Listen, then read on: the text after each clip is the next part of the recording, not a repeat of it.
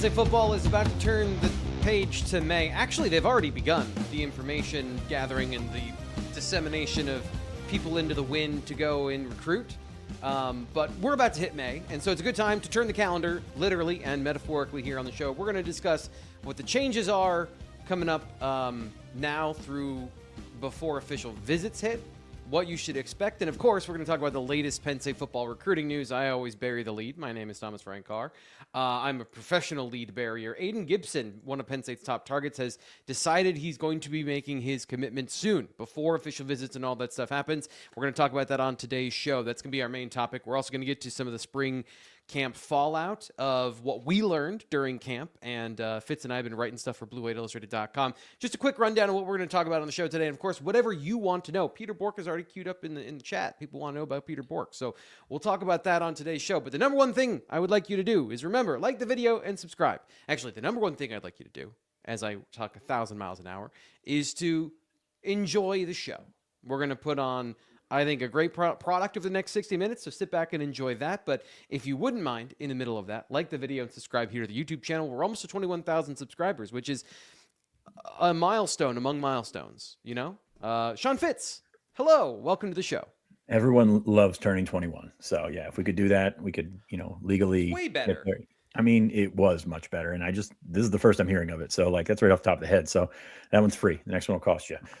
Yeah, we got a lot to talk about today. Recruiting is fun. I love what you said about turning the page to May, because, sort of once that blue-white game weekend is over, it's turning the page. They did so a little premature this year. Jake Waters went out and saw Will Wood throw before the week before blue white, and then of course he came in, picked up an offer late, and now we've got scrambling with quarterbacks. No pun intended. That one's free too.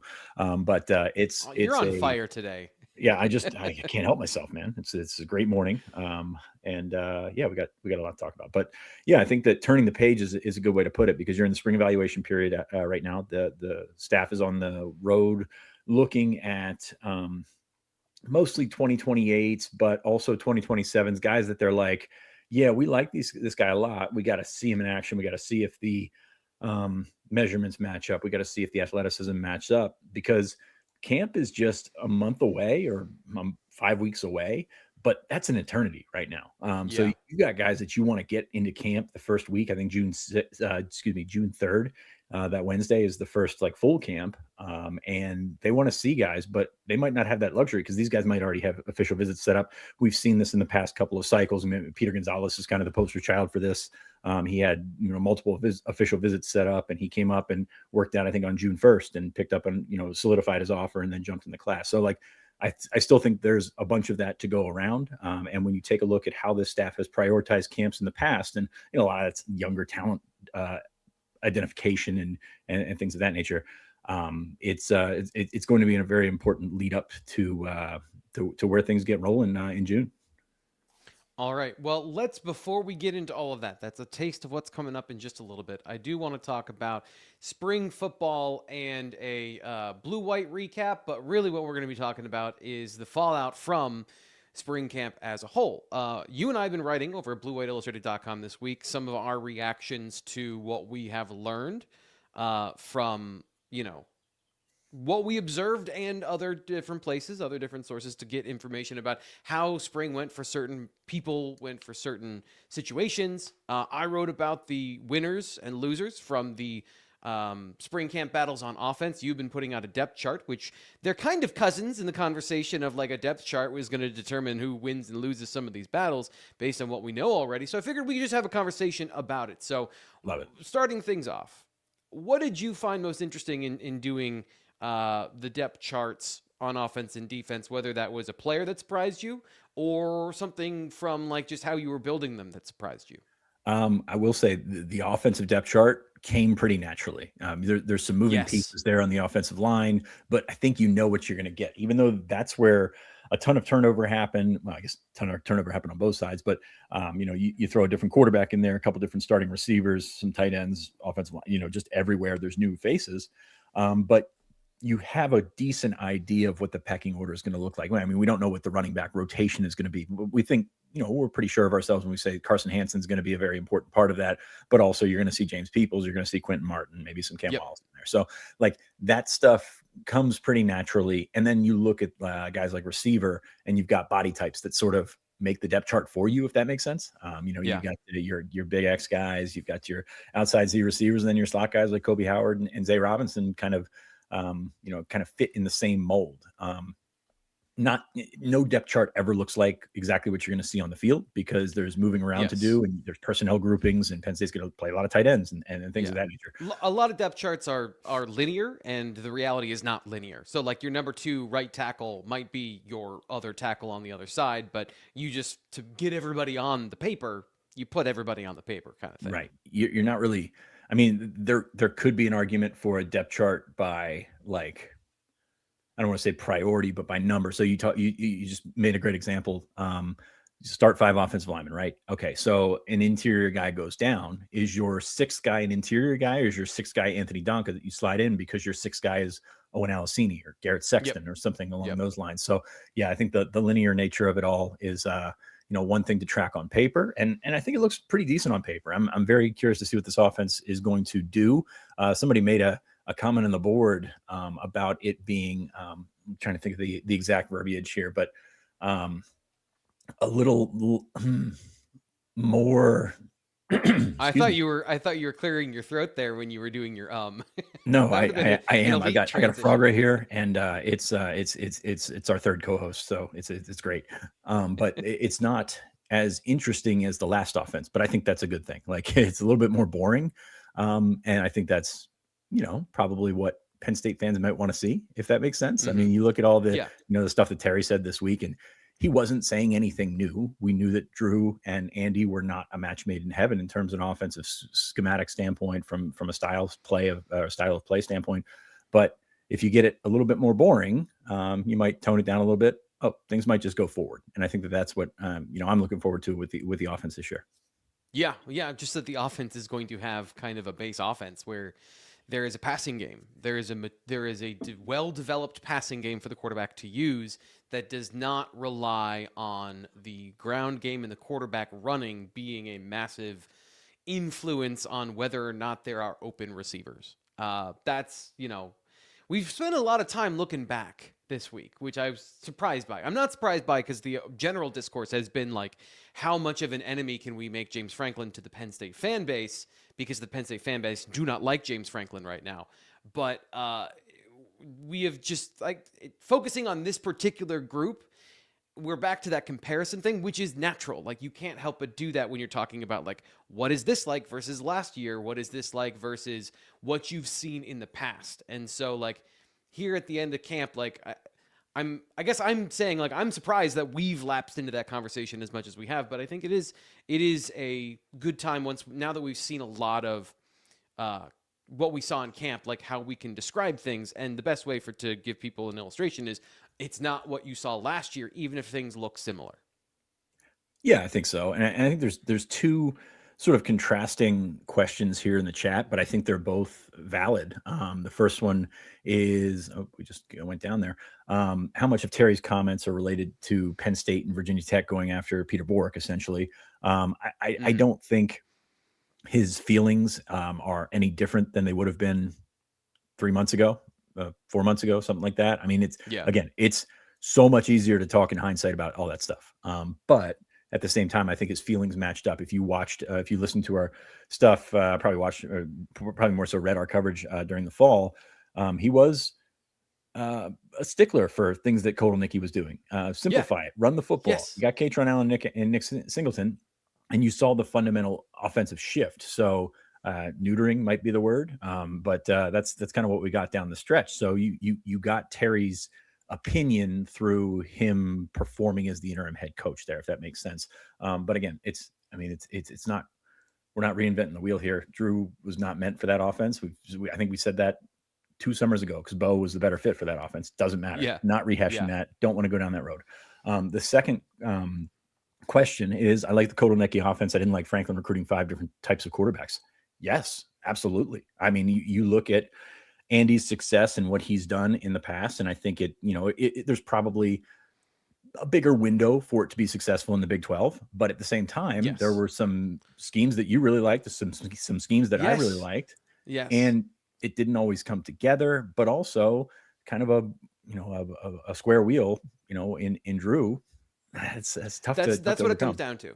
I don't think Andy's a dummy. I mean, no, it's not how that goes. But when you try to make it work with different styles, and you look back at the quarterback recruiting, and it was all over the place in terms of, I mean, going back to Moorhead and Ricky Ronnie. I mean, it's just kind of all over the place. I think they went for, I don't want to say the biggest name available, because, Beckham Kritz kind of throws a wrench into those plans, but, it wasn't always about fit. And I do see in the early stages of the Campbell thing, and maybe this is the honeymoon phase, but they prioritize fit. They prioritize guys that fit their system, and they will go the other direction on guys that are highly rated that they don't think fits their scheme, their culture, their everyday life. Matt Campbell has a clear opinion on what he wants out of positions on offense. He has a clear vision of what he wants out of his offense in general, and the quarterback is part of that. I want to react to some of the things you said there. Like, Andy Kotelnicki fits really well with James Franklin if they don't get Drew Aller. Like, James Franklin wants a running quarterback. He wants to have an option for his offense. Yeah. Right, and Mike Yursich got him for his offense, but also they had this opportunity with a talented passing quarterback. And James Franklin, from what we have talked about, and again, going back into the rehash mode, he had always tried to pick coordinators for a long-term vision of what he wants Penn State to be, not just what he has in that year or for that moment. And the Jim Knowles thing was a long-term play. Andy Kotelnicki fit into the long-term view of they wanted a Matt Zollers, who's a mobile quarterback. They had, some of the Ethan Grunkmeyer's a more mobile quarterback. And suddenly, you had this problem of having a really good talent that doesn't fit the scheme, and they tried to make it work with Tyler Warren and Bo Prabula. It worked for a year, and it didn't work the next year. This offense will not have those problems, because we'll get into that a little bit later, about how, the vision of all of the recruiting seems to actually be aligned from the head coach on down. This has gotten me all turned around, because this was not what we meant to talk about. No, today. Not at all. Thanks a lot, the Chad. ghost of good job. Yeah, and Terry, thanks Terry for going on the radio and having us talk about the reaction to what he said for 3 days now. I want to get back to spring football though, and I want just some of the observations we've gotten out of camp that I think are pretty clear at this point. Going back to the offensive line, where we started when it was simplify the offense, let the offensive line shine last year. Malachi Goodman's had pretty much a wire-to-wire lead on that second tackle position. I called that race. Of the things that I wrote over this week at BlueWhiteIllustrated.com, you can subscribe right now for just $1 to get access to our premium content. Fitz, like I said, wrote the depth charts for the offense and defense. We'll get to the defense in just 1 second. I was, where is everybody in these position camp battles? And so camp position battles. Malachi Goodman is the team's starting left tackle as far as everything, the tea leaves, everything you can see. He took every snap as the starting left tackle with the first team during the blue-white practice. So just in general, having a redshirt freshman, as talented as he is, a redshirt freshman as your starting left tackle, surprised that he's not on the right side, surprised that it's him, surprised at all in kind of the outcome of this one?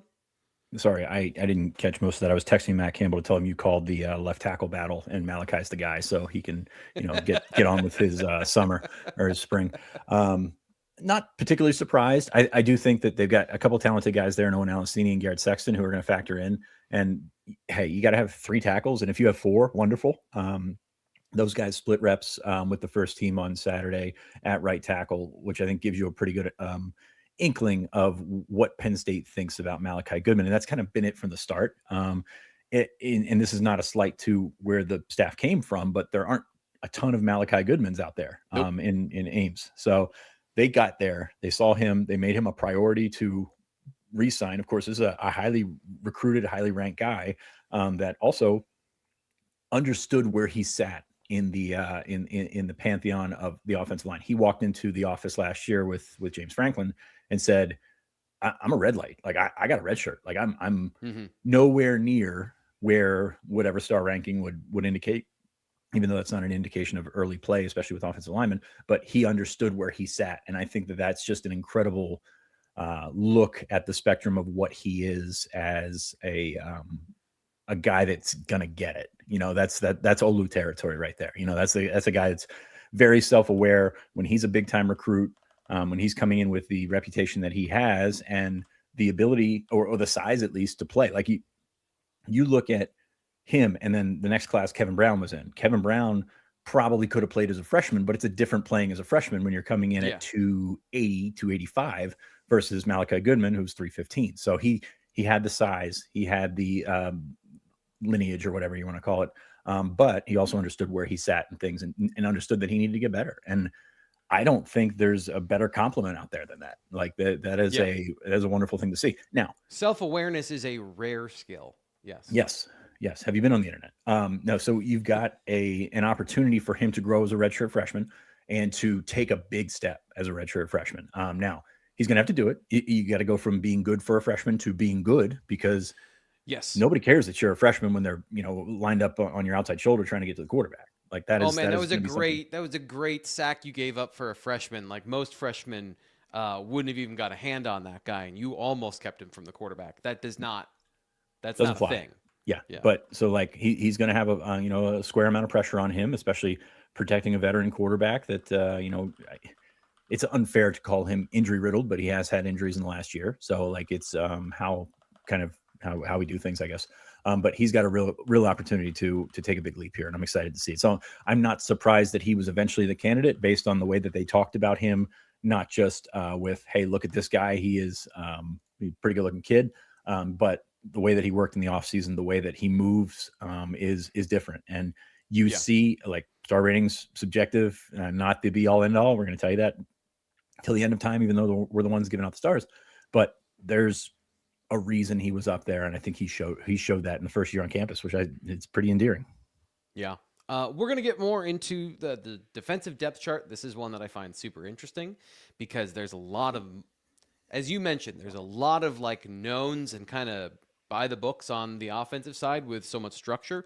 On the defensive side, I think it's a great conversation. We're going to get to that in just 1 second. First, though, you're going to hear from Liberty Lumber Products. How's it going, Nittany Lion fans? My name is Justin. I'm born and raised in Pennsylvania, and this is my wood shop. We are Liberty Lumber Products. Come here, I want to show you a few things.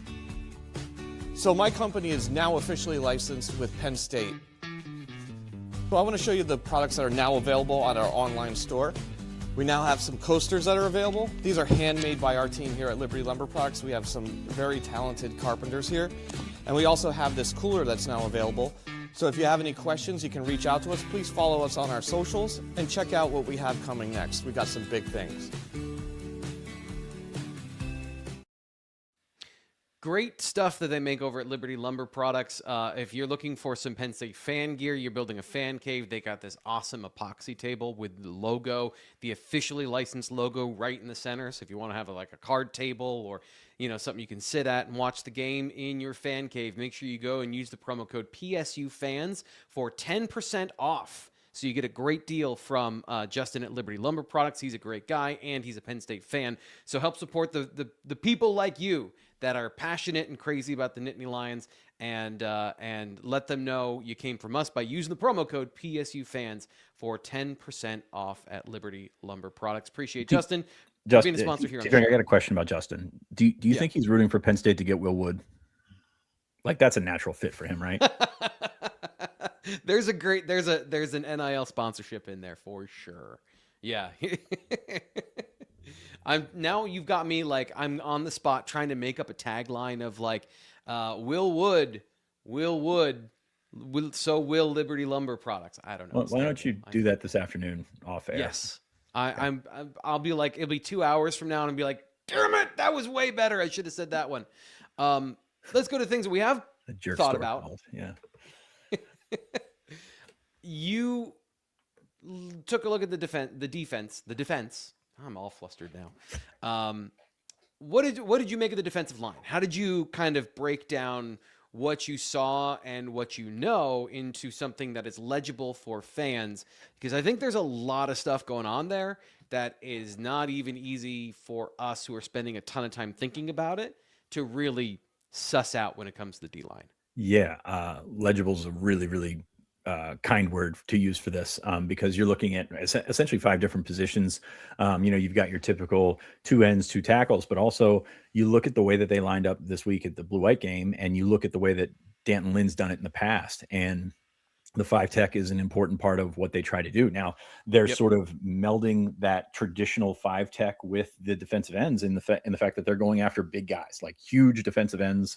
We've talked about that in recruiting, but it's a process that they're doing that on purpose. Like that is what they want to build. They want to build a big defensive line. And I'm kind of on the fence here, because you look at some of the best players that have come through Penn State in the last half decade, pass rushers that are speed guys off the edge, Chop and Abdul, Micah, of course, a little bit older than that, but like you've got a really, really good opportunity for these guys to play in a region that produces some of those guys. Abdul's from Philly, Chop's from Maryland, Harrisburg, you've got an opportunity to do that. And it's hit and miss. And now it's gotten a lot more complicated because, hey, the guys that we're talking about, like somebody asked if Abdul would be recruited by Matt Campbell. Probably, but also he probably would have been a lot more expensive. Now he was a linebacker in high school. Yeah. This is a premium position and it's going to cost a lot of money. So you're looking at a guy like Abraham Cisse and you're like, okay, well, he's got a long ways to go as a prospect, but as a prospect, he is a good looking edge rushing prospect that can get to the quarterback. And that's going to, you look at his list, and Notre Dame is, even though they don't want you to believe it, is spending money. LSU, they will tell you flat out that they are spending money. So you've got a lot to think about there. Now that just kind of spurred off into recruiting because we're talking about the current team. But this defensive line is bigger, no doubt about it. Are they more dynamic getting to the quarterback? I wouldn't think so. It's just you got an opportunity for Ivan Kemeju to get there. Max Granville, we didn't see it all this spring, but we're really excited to see him. But beyond that, are you going to get that from Alexander McPherson? Is LeVar Arrington II going to be a situational guy? Is he ready to take that role? You don't know how that's going to work out with that. But I do think that they're going to be better off against the run. Those defensive tackles this weekend, and I know it was a very small sample size, were better than I thought. Better than I thought they would be. Because I've had doubts about 330-pound guys, and they're not in the NFL right now. Like, they're older players that have been around the block. And if they were, top level guys, they'd probably be in the NFL right now, and they're not. So like you've always got that conversation that comes up with these late transfers, 5th years, like seventh year in one spot. So like there's a lot of conversation to go on there, but they are big. They can move a bit. And as you go down the depth chart, different types of different body types and different sort of strengths all over the defensive line. Yeah. So if you want to go check that out and see more of what Fitz made of the defensive line, and of course in the secondary, you can go check that out at bluewhiteillustrated.com. Want to move on to today's main topic, which is Aiden Gibson. Aiden Gibson made the announcement that he was going to commit this week, and then he said, well, hold on. Maybe I'll push it back just a little bit. So the announcement is coming next week. But Aiden Gibson, for those that don't know, is one of Penn State's top running back targets. So this is a very important decision for Penn State. And, of course, Ryan Snyder wrote about it at bluewhiteillustrated.com. He's at a Phillies game today. So Fitz and I are going to be talking about it. And if you want to go more information about what Aiden said to Ryan, that's on the site as well. But either way, Fitz, this is a very important situation for Penn State. So how have you been reading what's going on with Gibson and Penn State's running back board and where they sit as of today? Yeah, this is a fun little one, because you look at Aiden Gibson came up as one of those top 3 guys. Trey Segara and Gary Walker were the other 2 from down south, and Gibson came up. Penn State led after that visit, but it's one of those things when you get to the end, it's going to be a sprint. So how does that one finish? Rutgers looked to be the choice late last week, and I think Penn State kind of pushed back. And if you're a Penn State fan following on our message board at Blue White, you kind of been waiting for Penn State to push back on some guys like this, and I think that they made him a priority, and because of that, a lot comes together here. That's a guy that I think can play pretty early in his career. 6'1.5", 215. He's got an 11:11 100-meter dash on file this spring. So he's got some pickup. He's not the 4.3 guy, but he's got some pickup to go with that. And I think that Penn State would be excited to land his commitment. He's pushed that back. He was supposed to decide tomorrow, Friday, May 1st, and he's pushed it back to May 12th, I believe it is. So I don't see anything changing with that decision, but also we're in recruiting. So, I mean, I would not hold me to that, but I like where Penn State stands at this point. It's going to be interesting to see which direction they go from here with that running back board, because I would just have a tough time seeing Penn State landing two of those top three. Gary Walker came up this spring. Trey Segarra came up this spring. They both, I believe, have official visits set up. But you've got a couple other guys. Dejon Talley Rhodes has an official. Chukwuma Odo from New Jersey has an official. And Javaris Warner just stepped back from his Cincinnati commitment. He's got an official June 19th. So there are more guys on the board. I'm not sure if Segarra and Walker are going to hold those dates, or if they're going to have other options available to them to take official visits. You got one of your top three. And when we're talking all spring about the running back recruiting, they were the guys that jumped out, right? So what is the reason you don't think they could get two of those top three when we've seen it happen before? Is that just a money thing, or is that they want to be the guy in the class, and if there's another player that is they view of equal talent? And I don't even know how you go about doing that if you're a recruit and you don't, I'm imagining you're not spending a ton of time scouting the people at your position. So what do you think is the barrier there for them to try and double dip with some of these quality prospects? Because let me just say, I think Aiden Gibson and Segarra would make a great combo in that, you can see here Gibson is a strong runner, big back, physical, maybe doesn't have the breakaway speed, but Segarra is a great receiver. He is fast and explosive and has that kind of RB1, RB1.5 sort of vibe between the two of them. And Walker may be more of a pure tailback that doesn't show as much of the receiving skills. I should say Gibson also has great hands. But it feels like two of those three fit together well. And I know that I am not them, so I can't be like, hey, we fit together.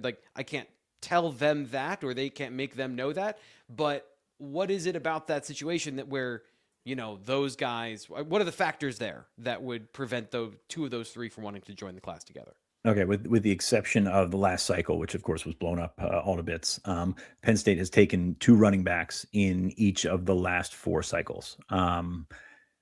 You've got, we'll work backwards from here. You've got Tyke Hayes and Jabri Wallace-Coleman, two Pennsylvania guys in the class of 2025.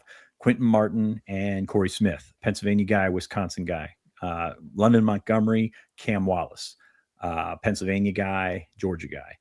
Nick Singleton, Katron Allen, Pennsylvania guy, and we'll call him Virginia guy, played at IMG in Florida. So you've got multiple classes there where you've got at least one Pennsylvania guy or strong regional guy, right? So you look at Penn State's first commitment in this class, or his first potential commitment in this class, in Aiden Gibson from South Carolina. Okay, so he's your out of region guy. What are the chances of adding another out of region guy? Probably not great. You've got those natural ties that bring you back to the Northeast or Pennsylvania. In this case, Chukwuma Odo is, I don't want to say the closest guy, but New Jersey is not far from here. So right. That's to me, you just look at what they are from a comfort recruiting standpoint, and Dejon Talley Rhodes from DC, I guess, would fit that bill as well. So I would say for a two running back class, you're somebody at home base and then somebody far away, or two guys at home base, as was the case in 2025. So I think that's what I'm looking at. It's very tough to sell, hey, this guy is coming from South Carolina, you're from Georgia. They'd love that. Absolutely would love that. But at the same time, it doesn't always work out that way, because there's other schools in their area that want them.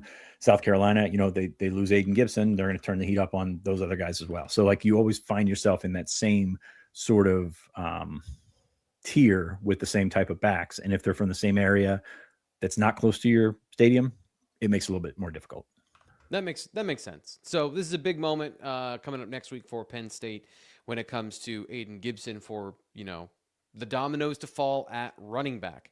And of course, Any other final thoughts about running back here? Anything about the board? Anything about kind of what we just recapped the conversation that you want to put a final point on before we move on?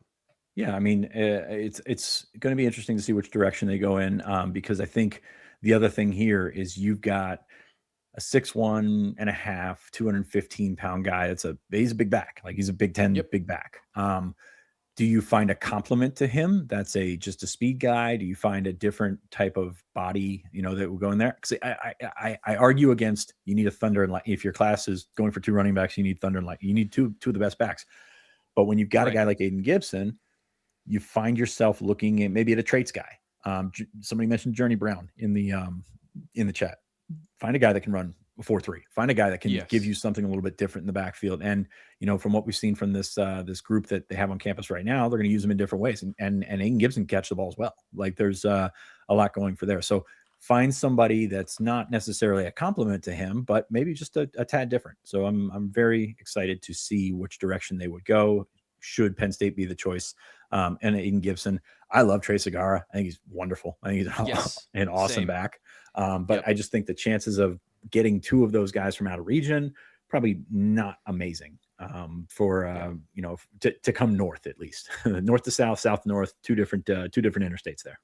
Yeah. And just as kind of a description of all 3, Gary Walker is the height, weight, speed guy of the top group, where maybe his pad level is a little high. Maybe he's a little rough around the edges. These 2, Walker or Gibson and Segarra, are really well-rounded for high school backs, where they have great hands. They run routes from multiple positions, and I'd say they have good vision and good instincts when you're looking at them running through concepts and not just bouncing everything to the outside, but setting runs up and setting blocks up. So they're very well-rounded players. And if you were if you were shooting the moon and you had all the money you wanted to, and you could get these guys to make that decision, it would make sense that like Gary Walker would be your height, weight, speed guy. He is I think the highest rated of the 3 in the On3 rankings, because he is 5'11" and has some of that explosive upside of like that dominant number 1 back that has the size, the violence, and the speed as a true, like pure, well-rounded running back, but then the rest of his skills kind of have to fill in. So finding something like that, that's been kind of what we've talked about when it comes to this staff and their recruiting preferences, is being able to go down the list, ignore the stars, and find somebody who has those skills that is either under-recruited, they think can grow into the position, maybe somebody who isn't as big. So running back, like they can try and find some of those skills, I guess, elsewhere, if that's how things break out, right? So we're just kind of now projecting going forward. It's very interesting to look at. So after Keemon Spell committed to Georgia, I wrote something about Penn State pivoting to new running back targets, and it's Walker, it's Gibson, it's Tally Rhodes, it's Segarra. Oh, who else was in there? Javaris Warner, the Cincinnati commit. So like all these guys they're on the board right now, like the guys that we're talking about right now. And I wish I would have written down where they were ranked at that point, because I've got that, that whole it's too early to rank these guys, motive going. And I think a lot of them were 3 stars at that point. And then all of a sudden there's 4 or 5 of them in the top 20 of the backs. So like did a pretty good job of evaluating those guys, finding those guys, and, not succumbing to just grabbing whoever was ranked highly at the time, because running back, as we saw in, it was the last release or the prior release, like 12 running backs in the On 300 or the Rivals 300 dropped out completely. And we got guys asking for guys that were on the board as freshmen and sophomores, and they're not even in the conversation right now. Yeah. Yep. So let's move on and talk about what everyone is talking about in the chat, and that'd be Peter Bourque. We had the conversation about him, I believe it was last week, with some of the news regarding Will Wood getting an offer, and Peter Bourque then, Ryan wrote about this. He's been given like a positional primer basically every day. He's got through quarterback and running back. So he mentioned and talked about that yesterday. Here in the chat, let's talk about what people are saying. Will Wood seems like a better fit for what Campbell wants to do. Buying a top 10 high school QB recruit hardly ever works. 5 of the last 6 national championships were 3 stars or worse. I would be J-Ben, and I'm going to do this one, then I'm going to respond. Will Wood seems to be coming over Peter Bourque. He's assuming this year. That is not a thing that we're saying here. Is this a sign that Bourque's NIL asking price Or is it them liking a 6'1" dual threat quarterback like Purdy and Rocco Becht? That's what I want to reply to is the second part. Don't assume that their profile, like they're looking for a 6'1" quarterback. That is, they care less about the height and more about the traits that make a great quarterback. Accuracy, decision-making, and arm strength, right? So, like, you need to have a certain amount of arm strength. They're not going to chase just arm strength and arm talent. But, like, those core things that make a quarterback great, the intangibles and the tangibles of, are you accurate? Do you make good decisions? Do you have a mind for the position? If they're 6'1", they don't care. If the prospect is 6'1" or 6'5", everyone prefers the bigger quarterback, right? But they will make it work with a 6'1" Will Wood. Let's not reverse engineer to say, like, well, Will Wood is the guy because he actually looks like Brock Purdy and because he fits what they've recruited. At Iowa State, they're taking what they can get. Now, they've done a good job of developing what they can get. And they would recruit Rocco Becht and Brock Purdy 1,000 times over again. But I'm sure they were also recruiting some 6'4" and 6'5" quarterbacks that just didn't go there. So Or went there, and Alex Mansky, like he's a tall guy. So like they've had tall quarterbacks too. Like it's not like Brock Purdy is a state of mind, if you will. Like he's not a template of you need to look like this. And just so happens that Will Wood is also 6'1", a little bit chunkier. That's unfair to him, but a little bit more stout. Stocky. A little stockier. I think Brock Purdy is a state of mind, is a way to go about that rather than they need to look like this. And, oh, by the way, they're going to take the 6'1" guy because he looks like Brock Purdy versus, the 6'4" guy that looks like he's built in a lab or whatever. Will Menzel was a really good looking kid. So like there's a lot of intrinsic knowledge that would go into that. So you're talking about accuracy. Well, from decision making first, right? Decision making and then accuracy, because one usually leads to the other. But decision making, being able to be sharp, these things are the things that they put them through in terms of feeling them out. And this is part of the recruiting process now. It's not necessarily getting them on the whiteboard and having them draw things up, and they can do that when they're on campus. But it's like, it's not so much the chocolate and vanilla thing from the Oregon coach a couple of weeks ago. I don't know if you caught that or not. He's like, well, he said something along the lines of, I asked a quarterback if he prefers chocolate or vanilla, and if he takes a second to think about it, I don't want him because he's indecisive, which is, it's disrespectful to ice cream is what it is, because, chocolate and vanilla, both good. You could do a swirl. Maybe you're a strawberry guy. I love mint. I know that's I do actually have a hard opinion on this. Yeah. I mean, we could spend 10 minutes here if we want to do that, but I don't think we're going to do that. But it's those type of things. It's being able to handle yourself, think on your feet, and make decisions is the number one thing. And I think Bourque and Will Wood both fit that category. Like, I think that Bourque's been on the radar longer, and he's I guess more on the national radar. Will Wood's getting there. Like, this is not a guy that's like, walked in off the street. He's going to have some really good offers in the next couple of weeks. And I'm very curious to see what that does to his price and what that does to how Penn State pushes for that.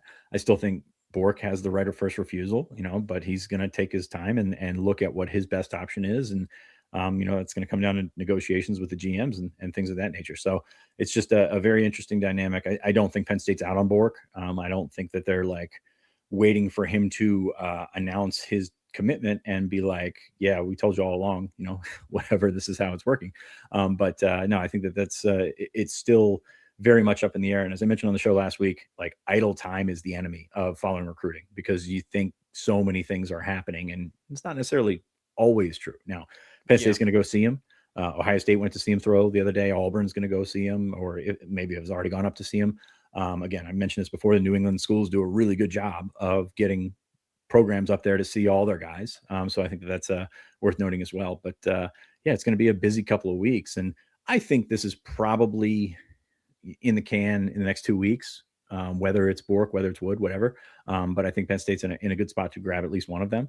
And then we'll see, like, Jake Waters is going to go watch Brody Brennan throw in Florida. So, like, how does that factor into it? And there's a cost benefit analysis thing that I'm not going to do here on the show, but it's definitely worth looking into for what Penn State's trying to build in that room.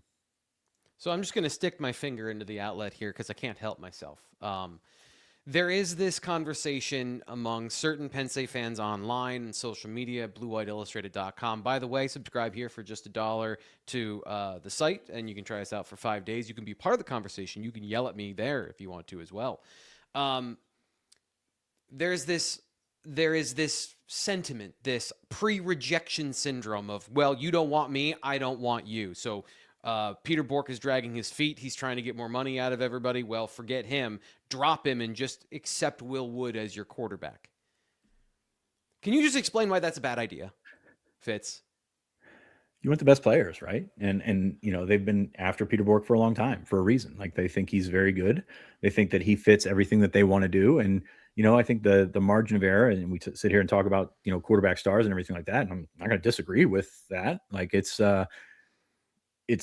getting more and more apparent that paying for the 5-star is it's a risky proposition, because not only does it not necessarily work out all the time, but it also, I don't want to say tanks your next class, but it's going to have an effect, a trickle down effect on the rest of the room that's already there and the room that will join after that proposition, or after that class joins. So I don't know the right way. If there was a right way to do this, everybody would do it. But unless you've got bags of, with dollar signs on them like Oregon does, who can afford to miss, and Texas Tech can afford to miss, and Texas A&M can afford to miss, and Miami might be able to afford to miss. And those guys are still going after transfers as well. What is the leverage here? Sorry to cut you off, but I'm just curious, because you brought this up and you're talking about all these schools that can afford to pay for quarterbacks, but they've already made their decisions. Peter Bourque, I think you or Ryan wrote he's the final top 15 quarterback that's remained unsigned. He decommitted from Michigan, and I understand like Georgia is out there. And Ohio State is out there, but the teams that are interested in him, like that are seriously interested in him, Virginia Tech, Penn State. You can throw Georgia over. Georgia, is it a serious? Because it sounded a little bit like Georgia's interested, but not at the level of Penn State or some of these other schools. So I guess, like, is there real leverage there? Because Georgia also is a team that you guys have talked about that doesn't overpay for players as well. So is he just waiting for somebody to blink, or is he overestimating his leverage in this situation? Because I understand, like, he is the 9th quarterback in the On3 rankings, the top 10 quarterback consensus, and he probably wants to get top 10 quarterback money. But if the musical chairs are all but done and the top money schools have made their money decisions, I'm just trying to get a lay of the land. I'm just trying to read the room about what's the likelihood of that working out for him or not. So he has to sign in December. Like, take a step outside the Penn State bubble right now and say that, this is a guy that's open to all options, open to whatever might open up with schools that will pay that money. And so maybe he's just hoping somebody will be there. That's where I kind of, fight with this whole thing, is like, you're looking at similar tiered NIL schools. Like, I don't know that Georgia is paying an arm and a leg to go to Massachusetts to get a quarterback. They just missed on Elijah Haven, who went to Bama. But like, I don't know that that's necessarily the case. And there's other 2027s on their board. So I would still put them in the mix here. And I think they went to see him this week, or are going to see him this week. But is it worth the squeeze for that? Like, I don't know. From a Georgia standpoint, I actually got to reach out to Rusty and see where Rusty Mansell and see where they stand there. So that's the struggle here, is like, what are you holding out for? Number one, why are you holding out for it? Because this is still a situation where wherever you go, you're going to have to feel comfortable. You're going to have to like this place. Like, we can talk all you want about highest bidder. It can't be just about money. But if the highest bidder is a place you don't want to be, that's setting yourself up for failure. So I'm very curious to see, is he looking for just something else, or what is he looking for when you take a look at the programs that are out there with either soft commits or no commits. And as you mentioned, the schools that are fronting the most money are already settled with quarterbacks. And I think that's probably sort of a side column here, is that he knew it was him and Will Menzel at Penn State, right? Those are your two guys. We talk Keegan Croucher, all the stuff, whatever. You knew that it was those two at Penn State, and what he got at Oregon, because there's some talking going on, shared representation, whatever. And I don't want to say the expectation is that Oregon and Penn State would have been on the same level, because that's ludicrous, number one. But he's going to put his value with Will Menzel. Like, that is like where he would be in this whole situation, is hey, I'm on the board with Will Menzel. You're going to offer him this, which I don't think they're going to get close to Oregon, but Right. that is prioritizing yourself in that same tier. And I don't blame them for it. Like you maximize what you can get. Absolutely.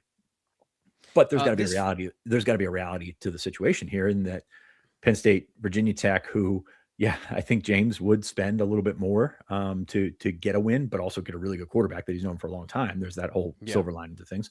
And Georgia, who doesn't pay out the whatever for out of region prospects. So like you're not shopping in that at that level. You're not top shelving with this. So I think that is kind of the trade-off here. So that's the internal struggle that I face when talking about this recruitment is like, yes, I understand that.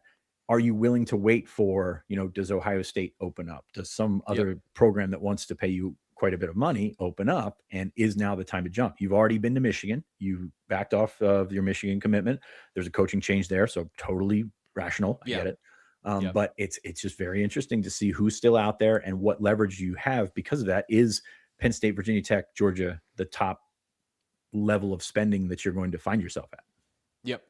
Brad says this in the chat. He says, I thought Congress was capping NIL and reining it in. Just to give you kind of a recap of that. Right. Congress has nothing to do with it. There was an executive order. I don't know if it was actually signed, but executive orders are not laws. They are executive orders that can be challenged by the judicial system. And many of them have been struck down. And in this situation, when it comes to NIL and college football, this Supreme Court has been very clear about the rights of the worker to go and make their money and be free agents when and if they choose. So that has not been something that we have seen happen. What did happen was putting the punishment on the school and the coach for recruiting out of the portal if a player goes in outside of the window in December. So like if you go rogue, that is something that has happened where they have passed that recently on the NCAA level. It might be, this goes back to last summer with the House settlement with how you distribute your TV dollars, your revenue sharing, if you will. So like they set up kind of more of a base than a cap here in terms of what you can spend there, but you can always throw dollars on top of it. And that's what schools are doing. I mean, you're looking at a max of 20 million, 21 million, something like that. And you're looking at rosters that are going to go up to 50, maybe higher than that. So like, it's just money on top. So it's just basically like your old $30 million roster is now a $50 million roster type thing. So like we didn't do anything there except get the actual money that should go to them from the House settlement, from the revenue sharing, from the TV contracts and things like that to the players. But also, oh, by the way, we're going to just keep doing the same thing we were doing before on top of that. Which, hey, get your bag, get what you can get. And it's more fair that the administrative side, let's just call them ownership, because of the NFL model here to explain this against. They are not keeping 100% of the TV deal, which is literally the name, image, and likeness of these people on television, the most valuable aspect of this product that they are putting out there for the world. It is still not a salary cap. It is just the equitability, how equal is it? And they are getting a portion of that TV deal. I do want to ask you this, Fitz, just kind of wrap this portion up before we go on to the look ahead part. Just any other Penn State recruiting news from this week that we need to catch up on here on the show? Anything I may have missed that isn't on the rundown? Anything that you're thinking about that we haven't covered so far on the show today? Someone asked about Aiden O'Neil. He's about to announce tomorrow. I think that's Notre Dame. I think that they've been, in the driver's seat for a little while there. The edge board, very interesting because as we mentioned about offensive tackle, not a ton of, I guess, realistic names that are out there. So a bunch of questions. So to grab a Carter Blattner looks pretty good right now in terms of like what was out there. So I think there's that. Penn State hosting a defensive lineman this weekend. Ryan Snyder had that story this morning. Not a ton of visits going on right now during the evaluation period because coaches are out on the road, but a guy wants to come and bring his mom. You say, okay, let's make that happen. So, and also Matt Campbell, this is not a time of year when head coaches can be on the road. Like they're not allowed to travel and see prospects at this point. So got that. Taking a look at receivers, some things happening there. So plenty to check out, but most of that's going over at bluewhiteillustrated.com. And definitely hasn't slowed down. So check us out when you can. Right. So you made a perfect comment there. That's a transition from Matt Campbell can't be on the road right now. We are in this calendar reset phase where we're going from spring camp to is it the evaluation period? Do I have that right? Where this is now where coaches can go. Just explain all of what I'm trying to say to everyone here about the difference between where we were and where we are now in the recruiting calendar.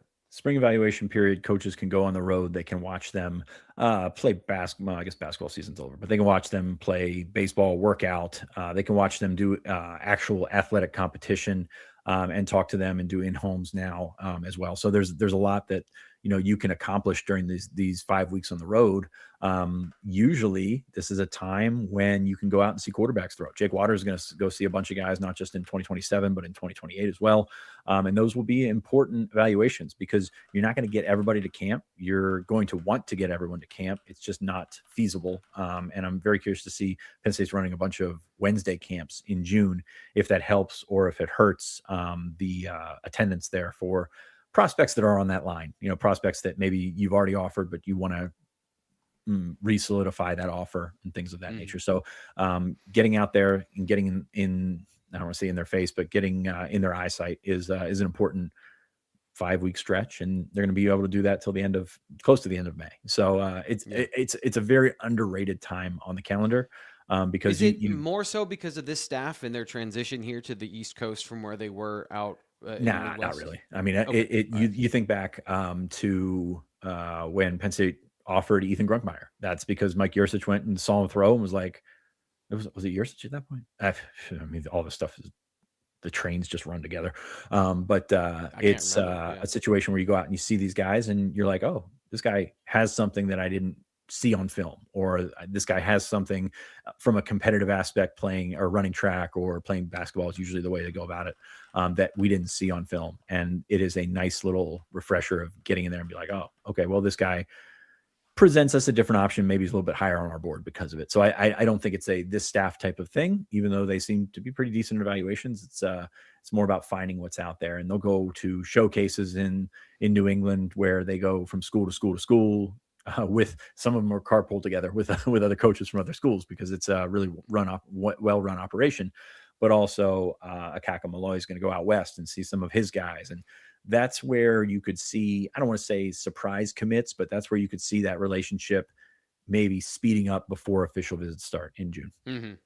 Why would guys commit before the OV season starts if you're at this point? And like you just mentioned, you might see surprise commitments or surprise developments in these things. If you're on the cusp of the OVs, is it really just you need to make sure you get a lifeboat getting off the ship here, or is it that something else? It can be a couple different things. You can just be tired of everything. I talked to Khalil Taylor a couple weeks ago, and he's like, "Man, this is getting kind of boring. Not boring in the sense of like, this kind of sucks that have everybody wanting to get me to their school, but like a lot of visits are going to feel the same. A lot of coaches' pitches are going to feel the same, and if you think too much, you might end up in a bad situation because you can draw this out until July, and on one hand, you risk losing your spot at certain schools that you really wanted to consider. Or on the other hand, you think it over too much and then you just end up going with the highest dollar and then you're unhappy. Like there's obviously good outcomes for this for players, but at the same time, it can impact not just the next 4 years, but also your family's life for the next 100 years. Like that, these are the decisions that are so fascinating. And we talk about recruiting as a thing of the past, and it's very much why it's not. Is like you still got to find fit. You still got to find the scheme that helps you. You still got to find the coaches that believe in you, that you think are going to take you to the next level. Because this ain't the NBA. Like there are very few sure things coming out of college football because there's so much growth from 17 to 21, and because when you get to 21 to 22 and you get to the NFL, everybody's made that growth, and all of a sudden your 5-star prospect is now going undrafted because he didn't make those strides that you thought he could make. So that is why this stuff is so fascinating to me, and that is why there's more to it than money, even though money is a much bigger part than it used to be. I've got a couple things in here in the chat. Anything else from the calendar this month before the official visits start that you think is relevant that we didn't bring up? Because this is really as educational for me, even though we do this every year. I have a very bad memory. So going over these things, if I don't remember them, I'm sure like everyone in the chat or everyone watching also doesn't remember all of the details for these calendar switches and kind of like the roadmap. So is there like a timeline of things you would expect or you might want to see going forward? Or is there anything else, from this particular topic that you want to cover? So no Elite 11 in State College this year. That was moved to New Jersey a couple of weeks ago. The Under Armour camp was this past weekend in New Jersey. So like the camp season that usually would extend into May. I know there's one in Baltimore at the end of May. I think is it Memorial Day weekend or the first weekend of official visits. So that's interesting. But like the camp season is pretty much over at this point. So I think from a ratings perspective, that'll slow down for a little bit. Okay. More measurements, more data, and all that kind of stuff is always great. But at the same time, there's probably a lot of changes to be made in the next month or so. That leads me to an interesting discussion here in how much do these ratings mean in terms of negotiation power, in terms of eventual bottom line? Because you take a look at the difference between Peter Bourque and Will Wood, might be $500,000. We're just going to throw that out there. Sure. Is he a risk of $500,000 in the first year, and that's going to escalate for all those guys? Is he that much better than the other guy? And I think you're going to see that all over the board, and you're going to see these guys that are highly rated. Some schools will buy into it, other schools will not. I'm very curious to see how this is going to affect the negotiations tactics, who ends up on top, and not only with commitments, but also in the rankings. It's just a very fascinating part of this. It's like some teams in the NFL going off of Mel Kiper's mock draft, and right, doing their evaluation on their that. own, but like, Mel says this, he knows what he's talking about, and whether you think he knows what he's talking about, whatever.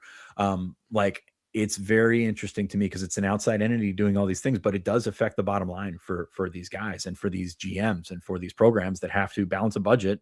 Some of them we feel like they're unlimited, but there's finite money available here. So that to me is a fascinating aspect of all this. And how does this make the 2027 class evolution change over the next 6 months, or I guess 8 months till signing day, or 7 months till signing day? Yeah, it's going to be interesting going all the way back to what we asked at the beginning of the Matt Campbell tenure when we had Josh Pate on the show of like, is he going to know how to do more with more?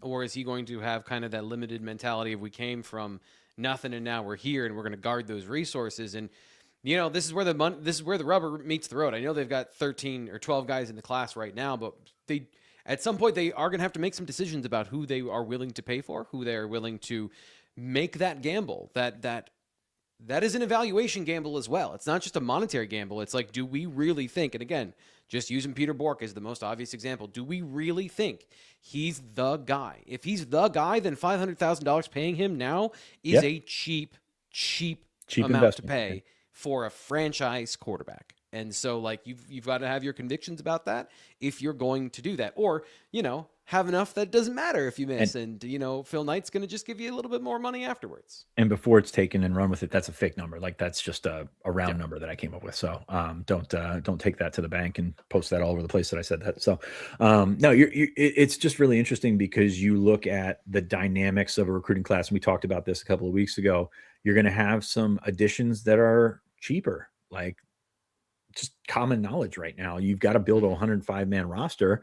And you've got some guys that will be walk-ons, some guys that will be scholarship guys that don't get much NIL. And then you'll have the escalating numbers that go from there. And covering it is tough because I don't want to sit there and say, well, they've added this guy to the class and he's one of the scholarship guys that would have been a walk-on, or he's one of the guys that's not getting paid much, because it's, I feel bad saying that because I hope I'm not a terrible person. So like it's very interesting to see how the evolution of coverage comes with this as well. Yeah. And it's multi-layered. So there is you have your own cap. It's not that everyone has a uniform cap, but as you mentioned, everyone has finite resources. So how are you choosing to spend that money is the fascinating thing here when it comes to the multi-layered approach of your starters right now versus your depth in the future, because this is not the NFL where you have players that are going to be your starters that you give long-term contracts to, and they're there for as long as you decide that they're there, and you want to keep re-signing them. You have to continue to resupply the pot, for your roster, and that comes not through the draft, which again is structured and is capped, but through this negotiation process, which is the Wild West. Nittany Eagle Brad says, when you blow your knee out in October, you can't go out and sign somebody. Like that is the fortification of the roster is very, very important here. And I know that it's bigger than an NFL roster, but at the same time, like it's different. Like you're looking at a wave of talent here because you've got guys that are going to come in not ready to play. You're going to have guys that are high 4 stars, low 5 stars that aren't ready to play either. And they're going to take more of an investment than the 3-star guy. So like I don't envy it. Like I don't envy that anybody that has to crunch those numbers that has a budget to work, they got a tighter budget to work with. And I can't imagine what they were working with at Iowa State, but yeah, it makes it a lot harder. And the flip side of that is nobody cares. Like your job is to compete with Ohio State, Michigan, Notre Dame, all these schools on the field. And at the end of the day, the scoreboard does not tell you how much each program costs. It does not tell you how much each roster costs. That would be awesome on the depth chart if they then had their salary over on the right. Well, it was position, what was height, it? weight, That was salary. 2024 Ohio State, Penn State. It was 21-13, I think it was, and we had Ohio State as a $21 million roster, and Penn State as a $13 million roster. So, like, that's the closest it's come to it. But like, nobody cares. And hey, there's no ramifications for Oregon spending money and missing. Like, because if they hit on the right guys, they're still in the playoff. Or Texas Tech, same way. So like there's no reason not to do it if you can't do it from a venture capitalist standard. I mean, but other than this is mutually assured destruction at a certain point where the money in does not match the money out for a lot of these schools. Somebody's gonna go bankrupt, and bringing in venture capital money for Utah, I think, is kind of like the harbinger of bad things to come. If everyone is now taking on debt to do this, that is not a sustainable model, because as much as we see these models, and Brad here says every NFL and all other sports leagues have a cap, something could and should be done. I think the better example here is baseball, where, there's a soft cap, there is a cap, but like, look at the teams that compete and don't. Like, there are clearly haves and have-nots within that sport. The NFL, by the way, and to bring all this back to the original point I started with, is like they're owned by billionaires who have businesses that generate money where the NFL team is a part of their portfolio. It's fine if they lose money. The whole point here, all those are collective bargained. All of those are salaried employees, or contract. I don't know how that works. My NFL contract did not specify. So it's a very different structure legally. And, until there's collective bargaining, until there's, all these salary things in place, these are all just numbers that are, beneficial to players, no doubt. But like, there's a reason they keep them secret, because this is not a salary. Like you can't have a salary cap without salaries, right? I mean, you and I have salaries that we make, and it's not public knowledge, but like it's set within the confines of what On3 pays us to do, because they cap how much that we're going to be able to spend on the site to make it profitable. These guys, no, it just does not work like that. So like, until you get to collective bargaining, until you can do that, then you can't cap it, because doesn't exist. There's a whole show we could do there. We're out of time, but I just wanted to clean up a couple things here in the mailbag. Stephen Light says, if a QB is hittable in practice, why put a purple shirt on him? Does that mean, you can hit him, but make it light? No. So the quarterbacks wearing purple jerseys, those are non-contact jerseys. That is, don't hit that guy. The difference was Peyton Falzone was wearing a regular blue offensive jersey during the game, meaning you could hit him because he was going to be running the ball, and it would be completely unfair to have him be a runner and not be able to actually tackle him for the defense. So they were taking the restrictions off of that, but all the other quarterbacks were not hittable. Like, you were not able, even in live 11-on-11, to hit the quarterback. That's how I understand it, Fitz. I didn't see anything different from that. They're going to run Peyton Falzone if he's in the game.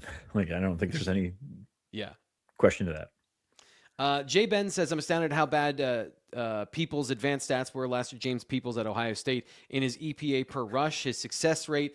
But I think all of those are affected by garbage time carries, which were you kind of trailed off there. But the point here, J-Ben, I agree with you. Like, he had a lot of carries for no yards. So, like, this was my problem getting to know James Peoples before camp, when he has taken a step this year and he looks good. But during the evaluation, there's a lot of runs for no yards, runs for negative yards behind an Ohio State offensive line that wasn't really good, in terms of the competition they were playing and generally their standard across the board. So there was a lot of negative runs, and what his highlights were, yes, they were in some of these garbage time situations. So if you're banking on him ripping off these big runs, but you're ignoring like the base set of what happened to him, where he was passed over by a freshman and not productive against the best competition, then it does paint a worrying picture. But he has taken a step forward. Like, he looked good in camp. So that was, again, going back to my hesitation with this group, which I think you should be very positive and very excited about. But that is the development that happened this offseason. That is what happened. So it's not like a false narrative. It is like we went from A to B with this group, where sometimes you don't progress to B with a group that doesn't get better. So I think that's was a good thing to point out here, talking about camp and kind of the wrap up of what we saw and heard so far this spring. Fitz, final thoughts from you as we get into the weekend. What's coming up over on the site? What's coming up from you? I got to finish that depth chart. We talked about defensive line, but linebacker, very interesting. Defensive backs, also very interesting as well. So yeah. I talked a little bit about vibes earlier this week. I wanted to get the depth chart in order before I went with the vibes piece, but we're going to talk a little bit more about spring football, and also we're going to follow some recruiting, because Penn State could be on the doorstep for some more commitments. Yep. I will be giving my stock up, stock down. So what started as stock up, stock down turned into like who won these battles, because it was like, well, stock up for the guy that won this situation and then stock down for the guy. And then I realized I should just write that article. But I have a separate like stock report of things that are good after camp and situations, bigger storylines that are not as positive, I think, for Penn State coming out of spring practice. That's coming up from us this week over at BlueWhiteIllustrated.com, but we're just 2 of the 5 guys that write over on that site, so make sure you check out everything from Nate Bauer, Ryan Snyder, and Greg Pickle. We'll have a great full weekend of coverage for you. Enjoy whatever you get up to, and make sure you make Blue White Illustrated part of it. Like the video, subscribe. We'll be back next week with more from Penn State football and Blue White Illustrated.